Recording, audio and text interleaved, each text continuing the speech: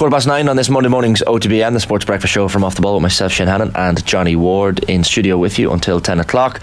Vinny Perth, good morning, how are things?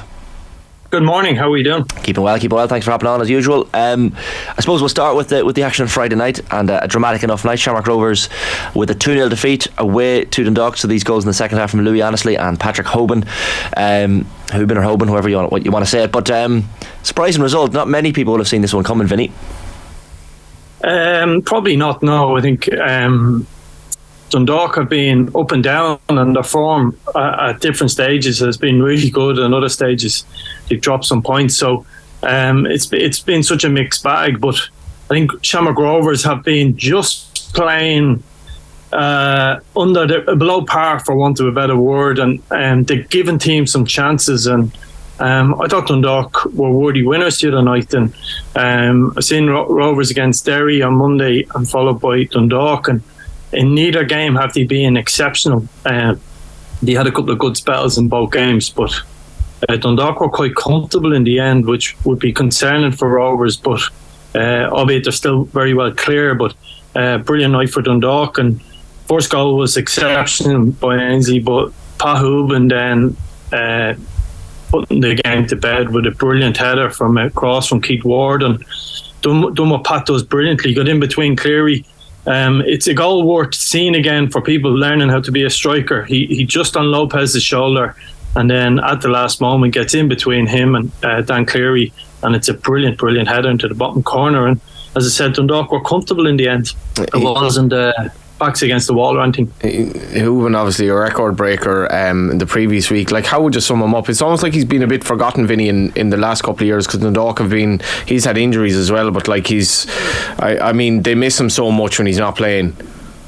Yeah, he's an absolute throwback, and he's actually a brilliant person, and he's a nightmare at the same time. Absolutely love him. I remember him saying to me once, you know the way we have a love-hate relationship? I said, Jez, I didn't know there was any hate there, you know.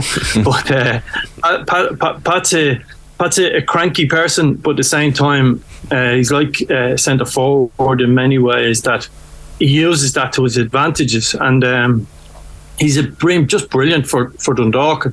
He's now their greatest ever goal scorer with, I think it's 145 or thereabouts. But And what's remarkable about Pat is he's a throwback. He reminds me of, I remember once saying to him, you remind me of Mitrovic, and he looked at me as if he was going to hit me with a hurl, because Pat being a Loughrea lad.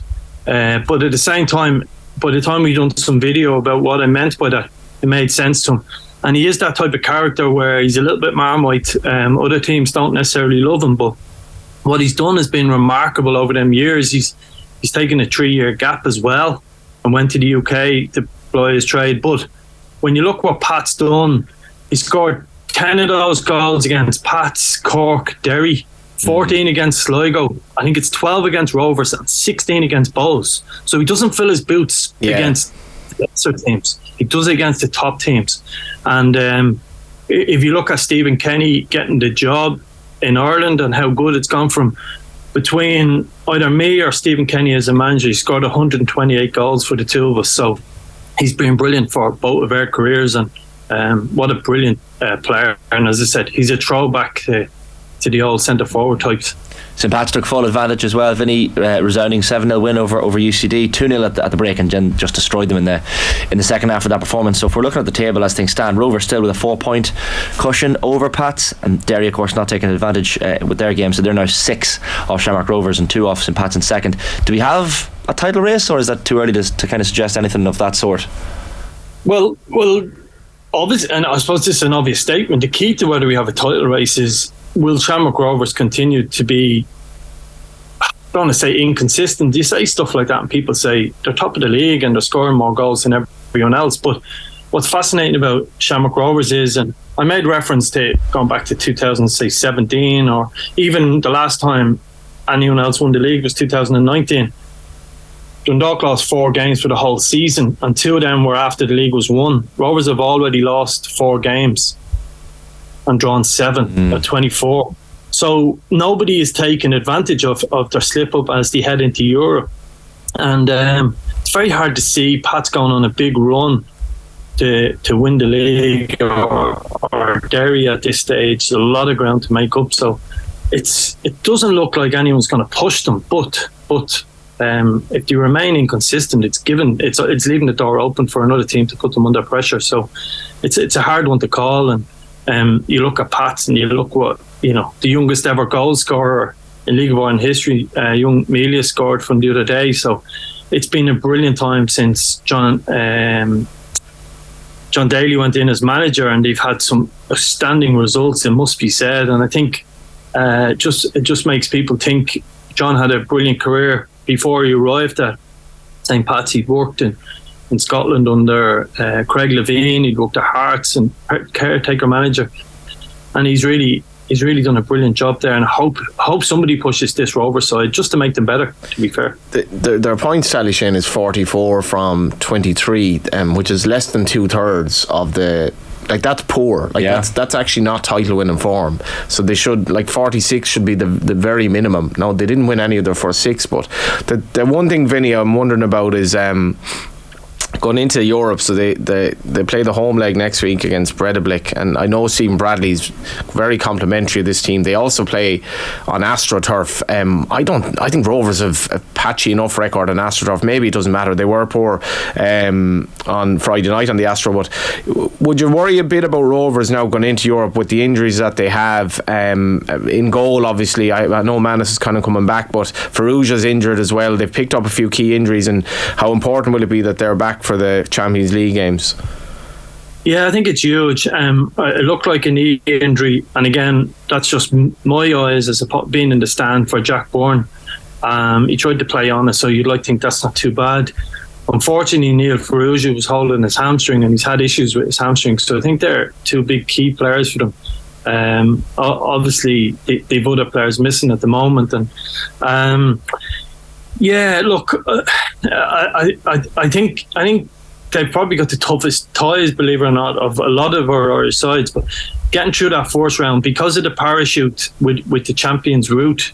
So for those listening don't know, if you lose in the Champions League, you go into the next round of the Europa League. If you lose in the Europa League, you go into the next round of the Conference League once you're champions. So that gives them an opportunity only really to win 2 games in Europe to have a group stages, and I think this side is capable of doing it. I've had some concerns about them this year, albeit I think they're by far the best team, and I still standing over Rovers plus 10 points this year. They've got to be a little bit more clinical, is the word I keep using around this Rover side, and say creating more chances and putting them away. So yeah, there is some concerns, but I do believe this is a great Rover side, and I think there's another group stages in them. During the outbreak there, Johnny, you mentioned the name Mason Melia to me, and Vinny, you've mentioned him again. He's someone we've spoken about on the show before, but Pat's youngest ever league goal scorer now at 15 years of age. Like, how good is this kid? Because that's some achievement. Yeah, no, he's exceptional. He's a really good finisher. A lot of clubs in England are interested in him. They can't get him, and further afield as well, Vinny. Yeah, and further afield, they can't get him till he's 18 now in England anyway. He can go to different sides. So look, I really don't like overhyping these young players, more for their sake than anything else. But I think this kid has a real chance, and albeit he's only 15, similar to. Let's hope he can have something similar to what Evan Ferguson done, who broke through a balls at a similar age, and there was a big hullabaloo about that. But Mason is around this Pats group. You have to say Ger O'Brien and Ger be the first to say, a lot of his staff, Pats are constantly developing young players, and they don't get the headlines maybe of another club, but they certainly are developed. Like Sam Curtis is one of the best players in our league, and he's only 17 years of age. And it's about that argument of I would make the point at times that these really good young players need to go to England. But Sam Curtis has actually shown the opposite to that. And he's I've spoken to 2 Premiership clubs, have asked me for match reports on him over the last year. And that's the level he's regarded at. And at 16, 17, playing men's football, and one of the best fullbacks in the league, tells you they're doing something right at St. Pat's with their player development. And they're just 2 names of many coming through that club. So future's bright for young players in League of Ireland, it must be said. Yeah, totally, Vinny. Like Reece Barkley coming on as well. I think I don't know what age he is. He's a kid as well. Like the thing is, Vinny, like if you look at the I think he might have played 14, 15, 16, 17, 19 with Pats, which is fantastic. It's the fact that like this is one of the great things about the League of Ireland now. You are going and seeing Evan Ferguson, you're going to like Vinny's right, Curtis is a phenomenal footballer. You're going to see these young players and they're not given a chance to enhance their value. They're given a chance. I don't know, Vinny, if you feel this. I feel that the coaches as well, they're very, very as much as they're doing best for the club, I think they are looking after the kids. They want what's best for their development. They want to throw them in here and give them that next step along the ladder because they can't go to Britain until they're 18. Yeah, a bit of both. Be under no illusions. Like players have a value to them now. These young players, Sam Curtis' value has gone through the roof because he's played first team football. What he would have went as a 16-year-old pre-Brexit to what he'll go now, he'll definitely improve. But no, I think the standard of coaching in Ireland has really improved. And when you do your way for pro license courses and you travel across Europe and you match up against other coaches, and Irish coaches are able to stand their own, and I think it's important that's recognised. Like you look at name three, but I mentioned Gerard O'Brien, Shane Robson at Rovers, Liam Carney at Cork. The job them lads are doing as good as anything, and I think it's worth just making a small reference. People in the FAI shouldn't ignore that as well. I think there's a tendency to look at ex-pros and people from the UK, but we're quite capable of doing a really good job here in Ireland. A lot of our young coaches, and I've only mentioned 3. There's probably 10 or 12 big names, and you could mention in that same frame as those 3. I should mention the other results as well, Derry. As I said, not taking advantage of Shamrock Rovers' defeat. They drew 1-1 away to Shelburne. The other ground, Sligo Rovers at the Showgrounds, much needed win for them. 3-1 win against Bohemians. Caelan Barlow, Max Mata and Stefan Radoslavjevic scoring the 3 goals for them, and then all square between Cork City and Drogheda. Turner's Cross 1-1 in that game. Vinny, the reports in the papers last week around Stephen Kenny were that this French-Dutch doubleheader that's up next. Philip Quinn, I think, was reporting one of the days that he needed 4 points from those 2 games, but then it seemed to be downgraded to 2 points in a lot of the papers the following day. Would you expect Stephen to keep his job regardless, or is this going to be down to performances or results, or a bit of both? It's probably a bit of both. It's probably as a result of not getting those results against the lesser nations. He is probably under pressure. I always say no manager does his best work under a cloud, and it's a pity this stuff is out there in terms of what is needed in those next 2 windows. But he's got Everest to climb. He's got to get 2 results if that's true, or I'm sure he would stay in charge if he lost narrowly to France and beat the Dutch. But I know people are downplaying how the Dutch are playing, but that's a huge task from if that is the way it is. And I just think it's important. I'd love to see him do it. I think it's important for Irish football. We've been speaking there about the development of our game, and I've made a small reference to it. I don't want to see,